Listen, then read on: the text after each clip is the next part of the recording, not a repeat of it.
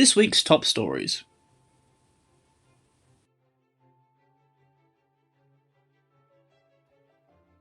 IWFM calls on FMs to update fire safety knowledge for 2023. IWFM and Plan Radar have released a newly updated fire safety management good practice guide for its members.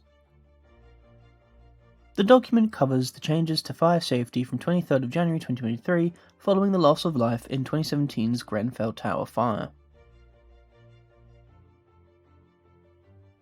239 schools to be renovated in government rebuilding programme.